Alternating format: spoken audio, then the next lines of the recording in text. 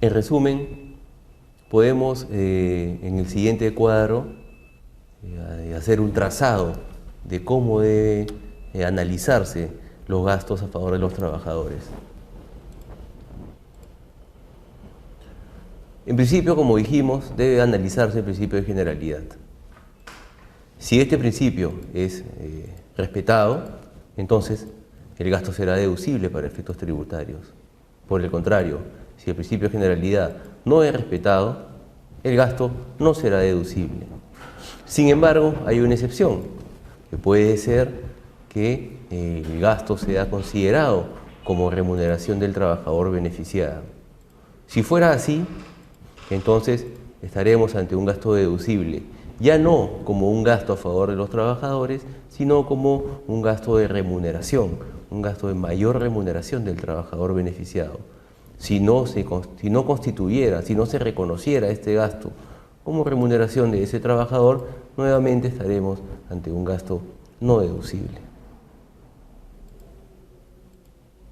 Por otro lado, tenemos los gastos de movilidad, que son los gastos en que incurren los trabajadores para el normal desempeño de sus actividades, gastos que debe asumir la empresa para que sus trabajadores se desplacen a llevar a cabo las distintas actividades que son inherentes a su negocio y que son necesarios. En este caso, no estamos hablando de los gastos de viaje a lugares distintos de la localidad donde se encuentra ubicada la empresa, sino a los gastos de movilidad local, que no son los gastos que se incorporan en la boleta de pago como gastos de y a domicilio, sino gastos propios de la actividad del trabajador. Si tenemos a un mensajero en nuestra planilla, evidentemente ese mensajero debe desplazarse cotidianamente a distintos puntos de la ciudad a efectuar sus entregas. Todos esos gastos conforman lo que denominamos gastos de movilidad.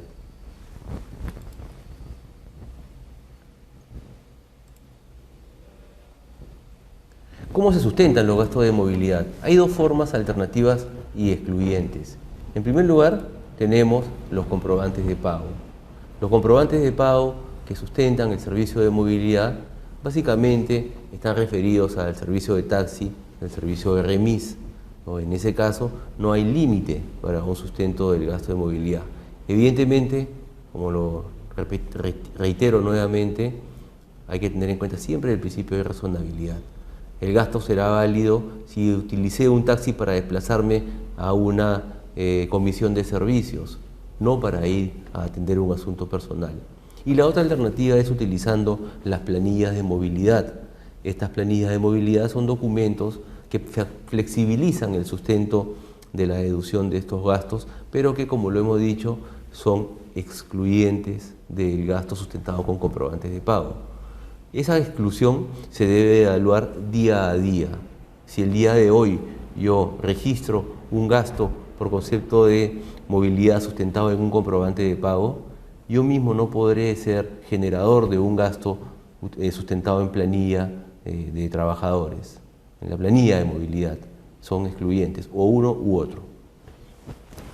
Los requisitos de esta planilla de movilidad básicamente tiene que haber una numeración correlativa, debe figurar el nombre de la empresa, el día o periodo a que corresponde, la fecha específica de donde se generan los gastos, los datos de identificación del o los trabajadores que van a incurrir en estos gastos, los motivos del desplazamiento, el detalle del desplazamiento y el importe gastado, que no puede ser superior al 4% de la remuneración mínima vital por cada día y por cada trabajador. Una nota importante, destacar que no se puede deducir el gasto de movilidad de un trabajador que a su vez tiene movilidad asignada por la empresa. Cuando digo movilidad me refiero a un vehículo automotor. Acá tenemos algunos modelos de planillas de movilidad que se usan con frecuencia y que respetan todos los requisitos que exige el reglamento de la Ley del Impuesto a la Renta. Primero tenemos el formato que es utilizado para gastos de movilidad incurridos en un solo día por varios trabajadores. Como vemos, se destacan los datos de identificación de la empresa, la fecha de los desplazamientos, el número correlativo de la planilla, los nombres de los trabajadores, sus DNI, el motivo del desplazamiento, el destino del mismo, el monto gastado, que como dijimos no puede ser superior al 4% de la remuneración mínima vital, y su firma. Finalmente, en la parte de abajo figura la fecha de emisión del documento. Así como tenemos una planilla que se puede utilizar para un solo día por el desplazamiento de varios trabajadores, también tenemos un formato que se puede utilizar para detallar el gasto de movilidad en varios días por un solo trabajador. Es el caso del modelo que les presento, el mismo que contiene los mismos documentos que los mismos requisitos que hemos analizado atrás, incluyendo únicamente el periodo al que corresponde. En la medida que se trata de una planilla de un solo trabajador, este se desplazará durante varios días, en varias jornadas, de un lugar a otro. La planilla debe incluir el periodo al que corresponde. Por ejemplo, del 1 de enero del 2013 al 30 de enero del 2013. Vehículos automotores. La empresa puede asignar vehículos automotores a sus trabajadores para el desempeño de sus actividades. Estos gastos serán deducidos y alcanza al arrendamiento financiero u operativo en que se incurra por tenerlos, al mantenimiento del funcionamiento y a la depreciación.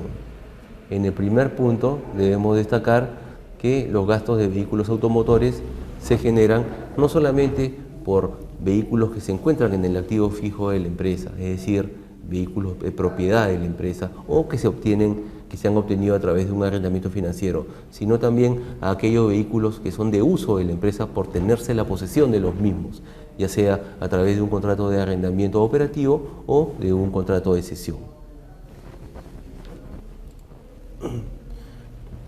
Para el caso de vehículos estrictamente indispensables y de uso permanente de la empresa, el reglamento ha establecido que estos vehículos solo pueden ser de las categorías A2, A3 y A4. Sin embargo, no se ha referido, en el caso de vehículos estrictamente indispensables, a los otros vehículos. Se entiende, es unánime ya la interpretación en el sentido que cuando se trate de vehículos indispensables de otras categorías, el uso de los mismos y la posibilidad de deducir sus gastos se basará en el principio de causalidad. En este caso, la causalidad será el único impedimento, el único obstáculo o, si se quiere, requisito para lograr la deducción de estos gastos. Pero también existen los conocidos vehículos destinados a las actividades de dirección, representación o administración, cuyo espectro se ha ampliado a la fecha, incluyéndose las categorías A2, A3, A4 y a las B13 y B14, entre las cuales se encuentran, por ejemplo, las camionetas 4x4. En el caso de vehículos estrictamente indispensables, estamos hablando de todo tipo de vehículo automotor cuyo uso permanente sea estrictamente indispensable para el desarrollo de la actividad. Por ejemplo, en el informe 238-2004 SUNAT se ha establecido que las actividades de ventas, compras, cobranza y supervisión no se consideran dentro de las actividades de administración, en la medida que estas actividades tienen relación directa con el objeto principal de la empresa, se considerarán actividades estrictamente necesarias o aquellas cubiertas bajo el velo del principio de causalidad, permitiéndose la deducción del gasto de los mismos, sin considerarse que estos son destinados a actividades de administración.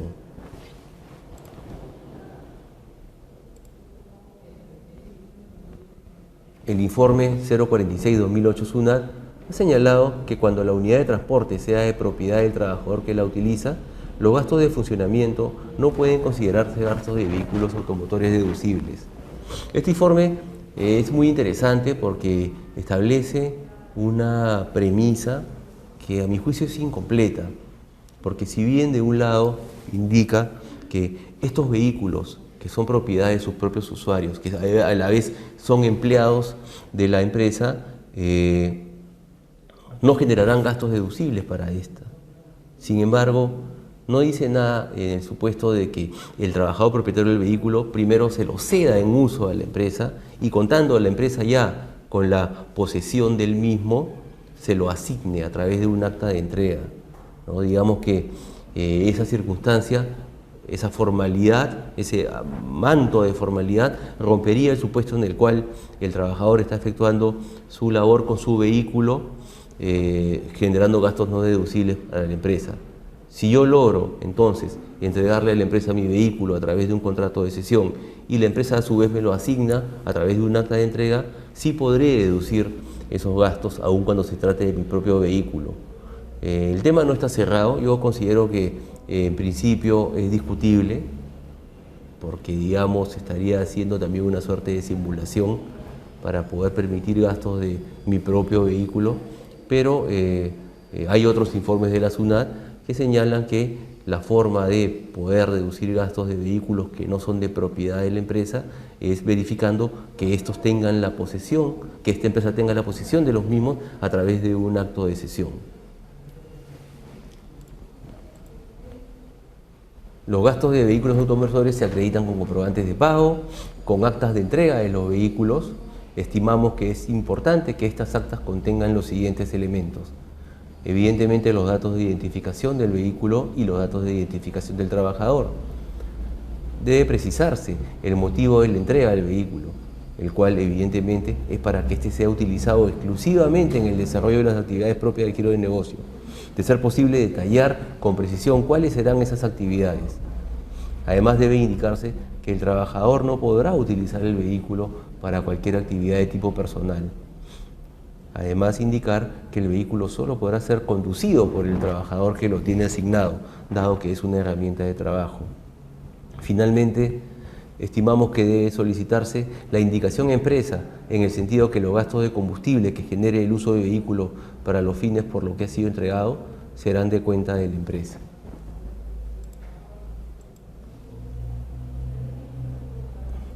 En el caso de los gastos de dirección, representación y administración, como ya le hemos dicho, comprende nuevas categorías, incluyendo la B13 y la B14. La tabla establecida en el reglamento permite que las empresas que tienen ingresos anuales hasta 3.200 UITs tengan un solo vehículo y en forma progresiva va extendiendo ese límite a empresas que obtengan ingresos de 16.100 UITs, 24.200 UITs, 32.300 y más de 32.300 UITs. Como se ven, los límites son importantes, los montos que se deben facturar anualmente son muy importantes para que la empresa pueda acceder a un vehículo más. Una innovación que ha establecido la ley del impuesto a la renta es el impedimento a incorporar en la categoría de vehículos de dirección, representación y administración a aquellos cuyo costo de adquisición sea mayor a 30 UITs. En consecuencia, de acuerdo a las nuevas disposiciones, si el vehículo que yo he adquirido y destinado a actividades de dirección y representación tiene un costo de adquisición mayor a 30 UITs, no podré deducir los gastos de mantenimiento, ni depreciación, ni de combustible que generen estos vehículos. En consecuencia, será un activo que no generará ni un beneficio para la empresa, ni generará mucho menos gasto deducible. En ese sentido, la recomendación es que las empresas no adquieran vehículos mayores a ese importe. Hay una discusión en el sentido de que si puedo reconocer el crédito fiscal por la adquisición de esos vehículos, dado que, de acuerdo al artículo 18 de la Ley del Impuesto General a las Ventas, uno de los requisitos para ejercer el derecho al crédito fiscal es que constituya costo o gasto deducible para efectos del impuesto a la renta. Como hemos analizado, los vehículos cuyo costo de adquisición es mayor a 30 UITs, si bien no generarán gasto deducible para la empresa, sí generarán costo al momento de ser enajenados.